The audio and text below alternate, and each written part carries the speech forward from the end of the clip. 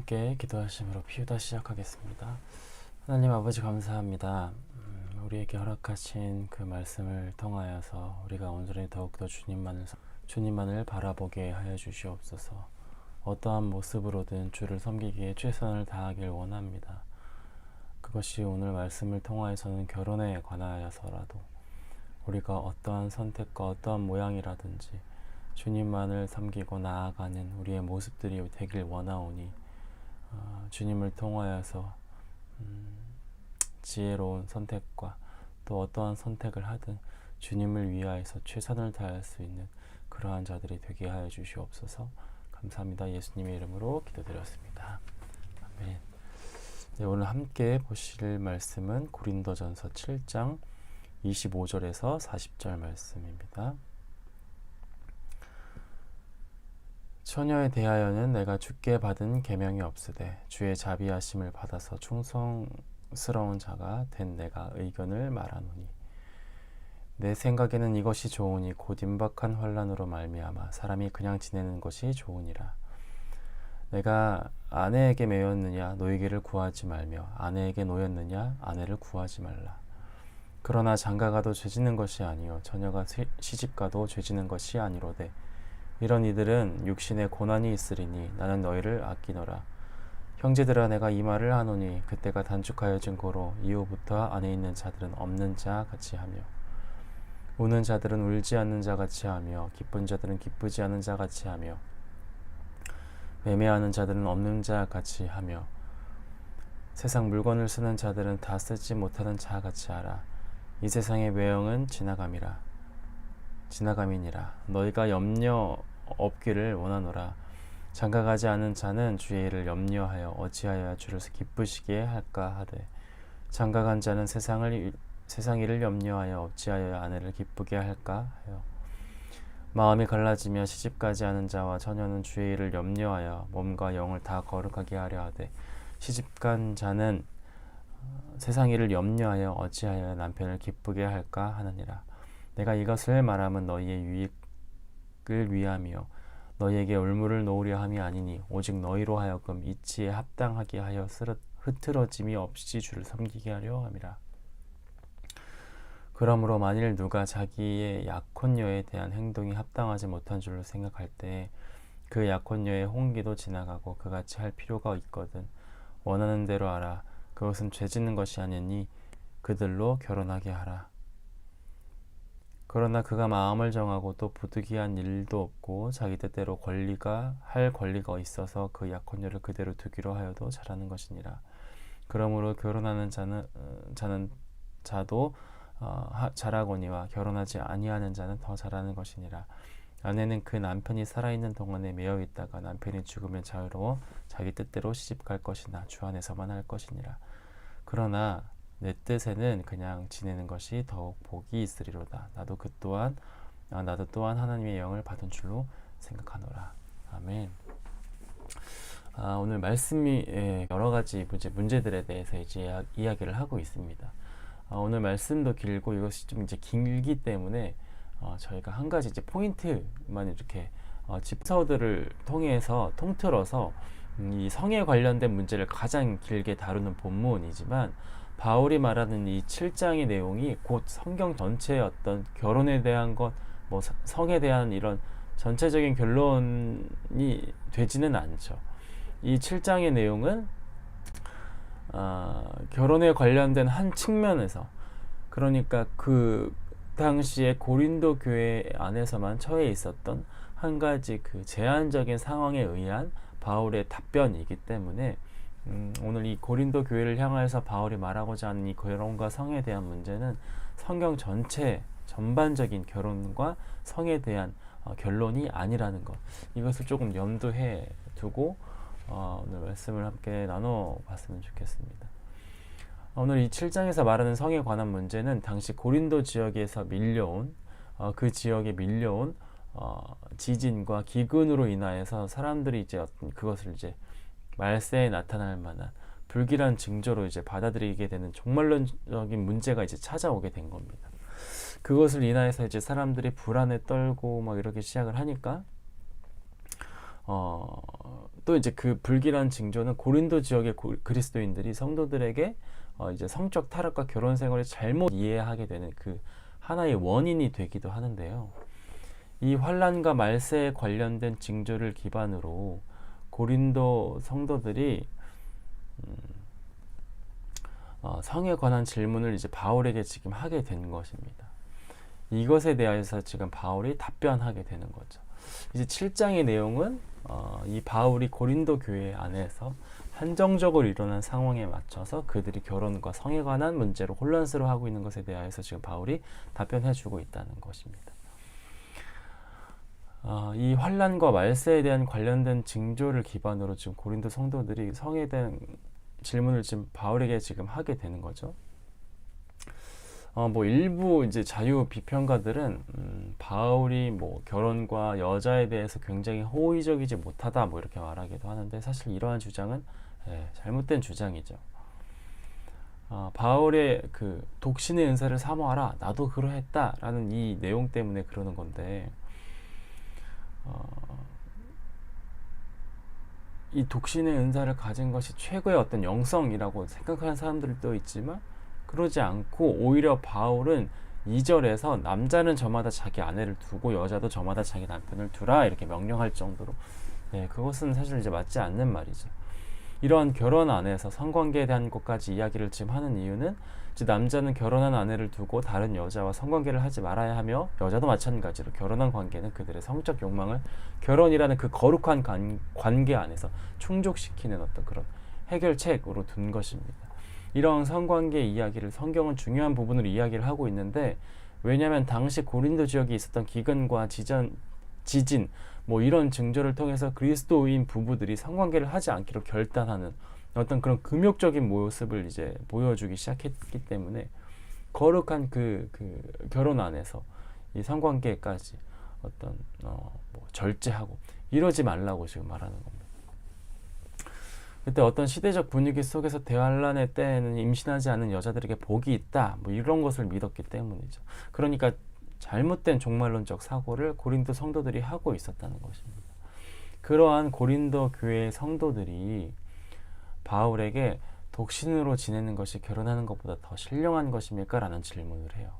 그리고 바울이 대답하기를, 남자나 여자나 독신의 은사를 받은 것은 좋지만 독신 상태가 결혼하는 것보다 월등히 나은 것은 아니다 라고 말하는 거죠.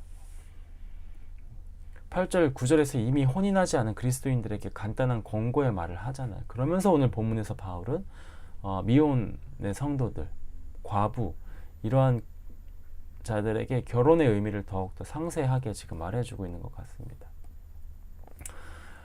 고린도 성도들이 바울에게 했던 질문이 이런 거였죠. 그리스도인은 반드시 결혼해야 합니까? 혼기가 지난 교회 내의 여자들은 어떻게 해야 합니까? 뭐 이런 질문을 지금 하는 거죠. 오늘 바울이 결혼에 관해서 어떤 결정을 하기 전에 다음과 같은 몇 가지 사항을 고려할 것을 이제 요구하고 있는 것입니다. 말씀을 제가 다시 한번 읽어볼게요. 25절에서 31절입니다. 처녀에 대하여는 내가 주께 받은 계명이 없으되 주의 자비하심을 받아서 충성스러운 자가 된 내가 의견을 말하노니, 내 생각에는 이것이 좋으니 곧 임박한 환난으로 말미암아 사람이 그냥 지내는 것이 좋으니라. 내가 아내에게 매였느냐? 너희에게를 구하지 말며 아내에게서 노였느냐? 아내를 구하지 말라. 그러나 장가가도 죄짓는 것이 아니오 처녀가 시집가도 죄짓는 것이 아니로되 이런 이들은 육신에 고난이 있으리니 나는 너희를 아끼노라. 형제들아, 내가 이 말을 하노니 그때까지 단축하여진 고로 이후부터 안에 있는 자들은 없는 자같이 하며, 우는 자들은 울지 않는 자같이 하며, 기쁜 자들은 기쁘지 않은 자같이 하며 매매하는 자들은 없는 자같이 하며, 세상 물건을 쓰는 자들은 다 쓰지 못하는 자같이 하라. 이 세상의 외형은 지나갑니다.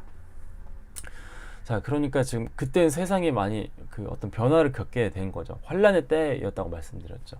성도들이 주님을 섬기는 시간이 많이 남아있지 않다는 어떤 징조들이 있었고, 종말론적인 분위기가 있었단 말이에요. 또 아니면은 당시 고린도 교회 우리가 현재 알지 못하는 어떤 정치적인 문제, 경제적인 압박이 있었을 수도 있단 말이에요.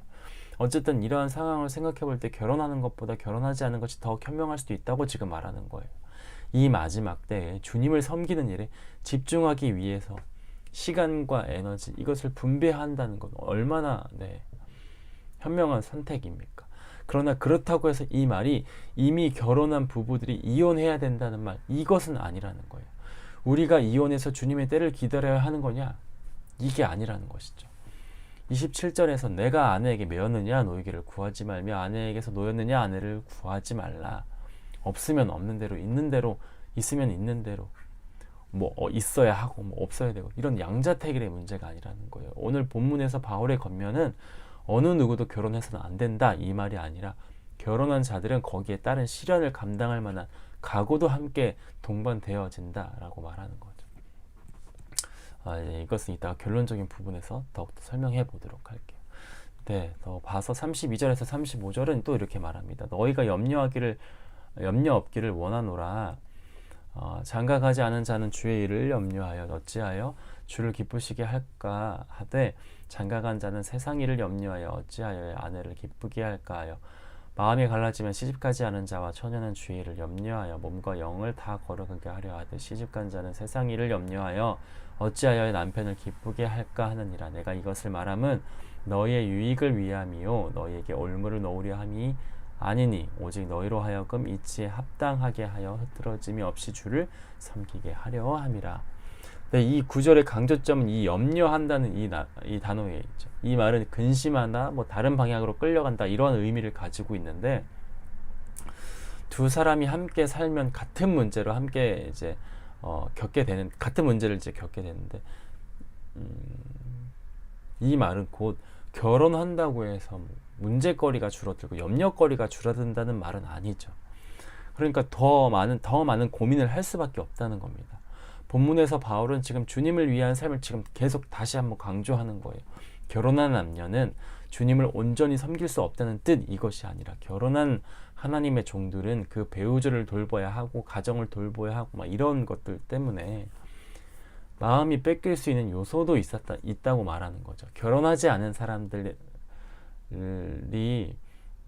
겪지 않을 수 있는 어떤 염려거리가 한 가지 있을 수 있다고 지금 말하는 거죠. 하나님만을 생각하는 여유로움이 없을 수도 있다고 지금 말하는 거예요.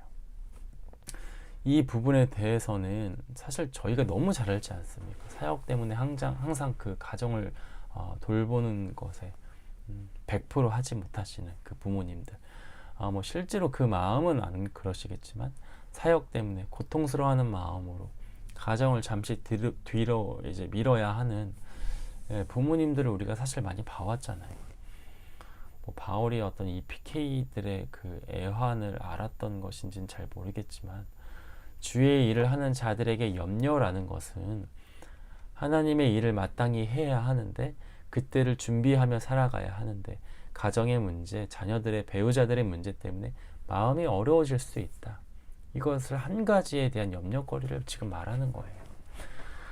따라서 바울은 너희들의 그 염려거리를 최대한으로 줄이길 바랄 뿐이다 라고 말하는 거죠.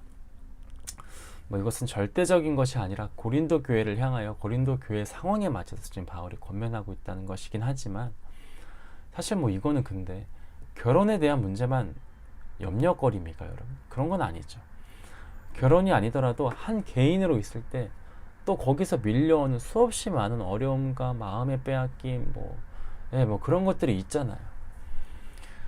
그러니까 바울은 지금 결혼이라는 이 카테고리 안에서에 대해서만 지금 말하고 있다는 것입니다. 결혼을 하는 것으로만 어떤 하나의 거대한 염려거리, 무거운 짐, 이것은 아니라는 거죠. 더 늘어난다, 이런 개념이 아니라는 것입니다. 그냥 어떠한 모습으로든 최선을 다해서 하나님을 섬길 수 있도록 너희들은 그것을 모든 상황을 고려해서 하나님께 나아가라, 이렇게 말한다는 것이죠. 오히려 저는 이렇게 생각을 해요. 오히려 이 가정이 생김으로써 힘을 얻고 행복을 찾고 가정이라는 이 울타리 안에서 사명을 감당하며 나아가는 이 아름다운 시스템, 저는 이것이 더욱더 귀한 것이라고 생각합니다. 더 영원한 끊어질 수 없는 동역자들을 함께 그 동역자들을 만난다고 저는 생각을 합니다. 다만 지금 오늘 본문은 고린도 교회를 향하여 부부가 된 부부가 그리스도께 순복하고 하나님 말씀에 순종한다면 주님도 기쁘시게 할 수 있고 자신의 배우자도 기쁘게 할 수 있는데, 이러한 행복한 가정, 이것이 어려우니까, 주님의 일을 하기 한 가지만 생각하기 때문에 어려우니까 주님을 섬기는 일에 더 많은 것을 쏟아라. 바울은 지금 이렇게 말하고 있는 것입니다. 뭐 영국의 한 어떤 유명한 목사님이 어떤 문제에 대해서 어떤 자신의 입장을 밝혔는데, 그로 인하여서 이제 많은 비난을 이제 받게 되었다고 합니다. 그래서 이제 그 신문, 이제 매스컴은 이제 그 일 문제로 그 목사님을 매우 부정적으로 보도했고 이제 비난했다고 해요. 이제 그래서 그 어느 날 그 목사님의 어떤 친구가 그 목사님에게 찾아가서 왜 그렇게 많은 비난을 참아낼 수 있냐 이라고 이제 물었대요. 그러자 이제 그 목사님이 이렇게 얘기했다고 합니다. 나는 우리 가정 안에서 행복하다, 이렇게 대답했다고 말합니다. 그러니까 하나님을 위해서 일하려고 하는 미혼의 신자들은 자신의 마음과 상태를 점검하여서 결혼이 자신의 사역에 방해가 될 것인지 아니면 도움이 될 것인지 이것을 살펴보라는 의미라는 거예요. 결혼은 무조건 나쁘고 뭐 좋고 이게 아니라는 겁니다. 그러면서 오늘 우리에게 결혼뿐만 아니라 이렇게 생각해 볼 수 있죠. 하나님의 그 날을 위하여서 달려나가는 데 있어서 과연 어떤 것을 절제해야 하는가, 어떤 것을 시스템적으로, 어떤 구조적으로 멀리하고 가까이하고, 이것을 생각해 봐야 될 것이 무엇인지 우리도 오늘날 우리가 적용해 볼 수 있는 거죠. 결혼뿐만 아니라 사실 우리가 얼마나 많은 것들에 대해서 마음을 빼앗깁니까? 저에게도 사실 그런 것들이 많이 있죠. 그런데 또 그 막상 그런 것들을 보면 또 중요하지 않잖아요. 엄청 중요한 게 아니란 말이에요. 그러나 염려하고 걱정한다는 것이죠. 왜요? 우리의 마음이 연약하고 부족하니까. 그래서 바울은 이것을 염두하여서 염려할 것을 최대한으로 줄여라, 이렇게 지금 말하는 겁니다. 오늘 하나님의 나라를 위하여 열심히 달려나가는 여러분들에게 이와 같은 정리하는 결단이 오늘 우리들에게 있기를 간절히 소망합니다. 36절과 38절까지 36절에서 읽어보도록 할게요. 그러므로 만일 누가 자기의 약혼녀에 대한 행동이 합당하지 못한 줄로 생각할 때에 그 약혼녀의 홍기도 지나고 그같이 할 필요가 있거든 원하는 대로 하라. 그것은 죄짓는 것이 아니니 그들로 결혼하게 하라. 그러나 그가 마음을 정하고 또 부득이한 일도 없고 자기 뜻대로 할 권리가 있어서 그 약혼녀를 그대로 두기로 하여도 잘하는 것이니라.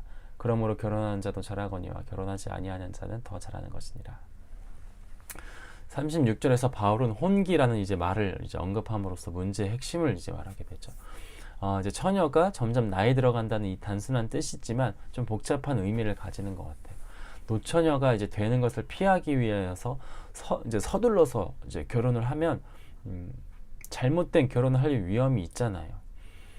예, 홧김에 결혼을 해버리면 뭐 남들처럼 살기 위해서 그냥 해버리는 결혼이라고 하면 그 건강하지 않고 어떤 아름다운 하나님의 축복 안에서 일어날 만한 어떤 그 결혼이 안 될 수도 있다고 말하는 겁니다. 이것을 고려하라는 거예요.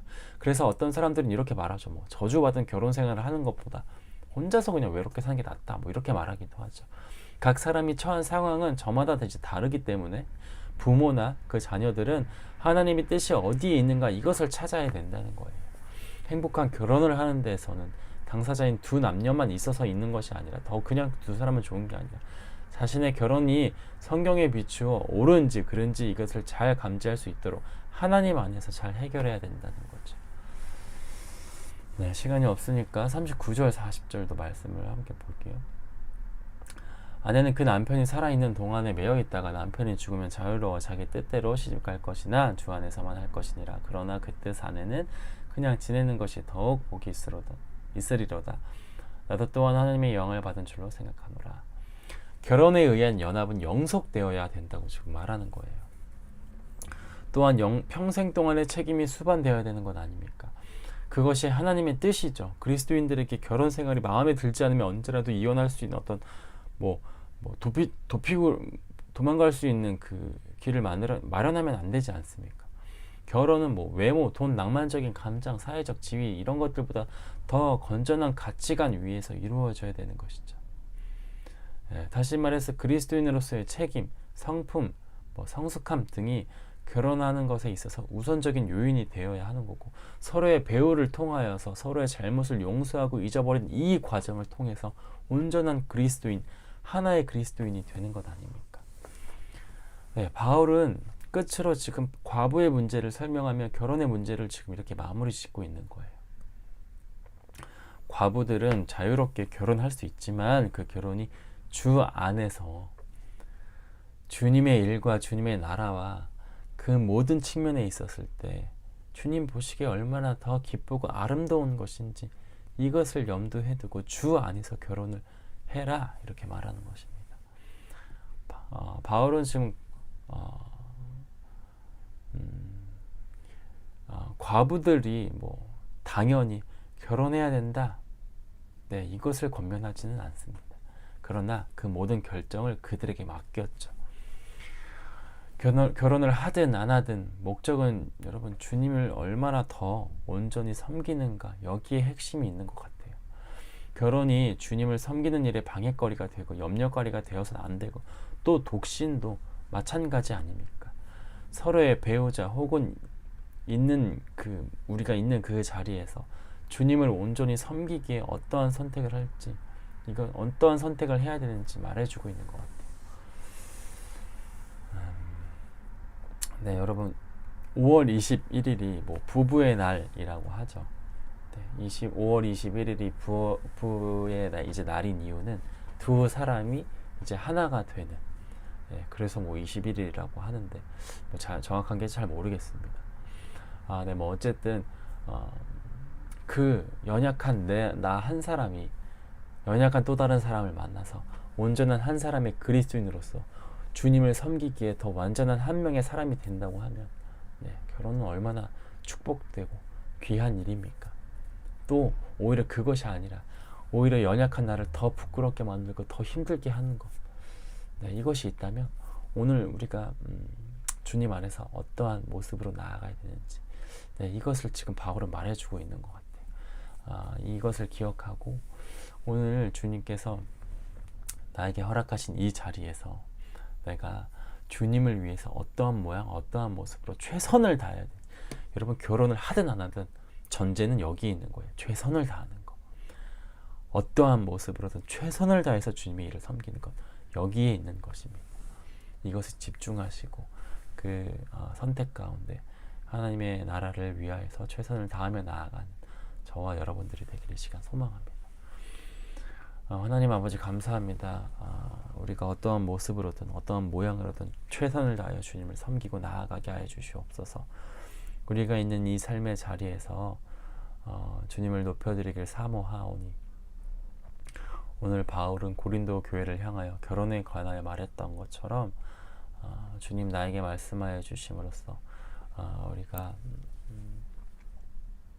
어떠한 모양으로든 주님께 나아갈 수 있도록 인도하여 주시옵소서.